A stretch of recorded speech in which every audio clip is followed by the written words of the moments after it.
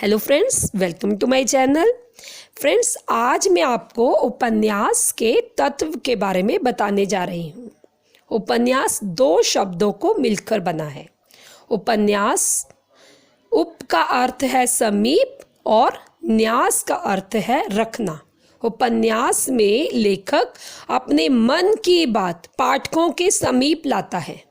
उपन्यास की सभी घटनाएं एक दूसरे से संबंधित होनी चाहिए। उपन्यास में उत्सुकता बनी रहनी चाहिए। अब उपन्यास के तत्वों में कथावस्तु, पात्र और चरित्र चित्रण, संवाद, वातावरण, शैली, उद्देश्य, ये है उपन्यास के तत्व। इनमें जो कथावस्तु उपन्यास का सबसे महत्वपूर्ण तत्व है।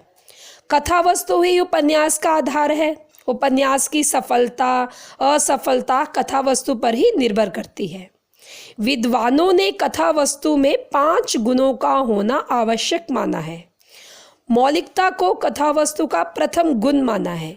जब तक लेखक उपन्यास में मौलिकता नहीं लाएगा, तब तक उपन्यास में पाठकों की रुचि नहीं आएगी।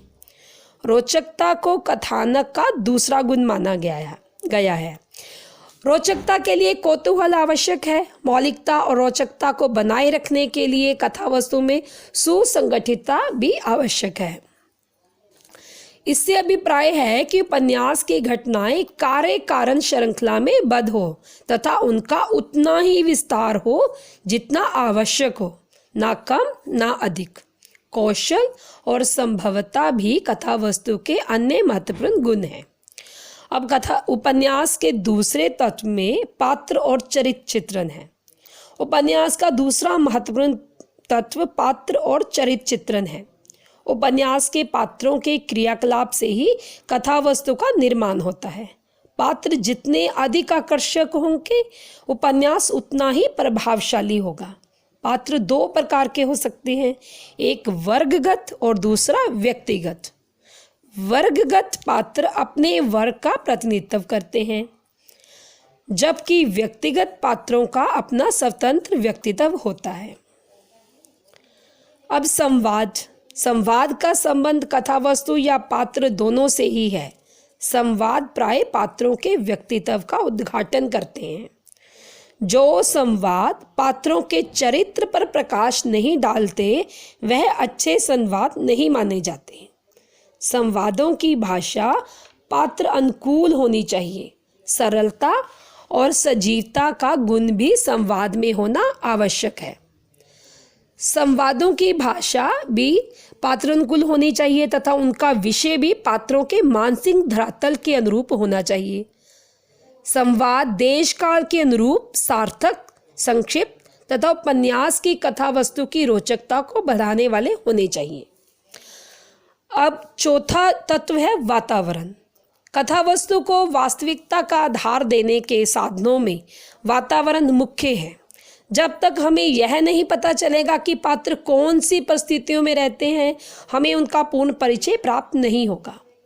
अब बाबू गुलाब राय जी लिखते हैं कि जिस प्रकार अंगूठी के बिना नगीना शोभा नहीं देता, उसी प्रकार वातावरण के पात्रों का व्यक्तित्व भी स्पष्ट नहीं होता। वातावरण के वर्णन द्वारा उपन्यासकार समाज के बाहरी जीवन, उसमें प्रचलित रीति रिवाज, धार्मिक विश्वास, कुरीतियों, रहन सहन आदि का परिचय देता है।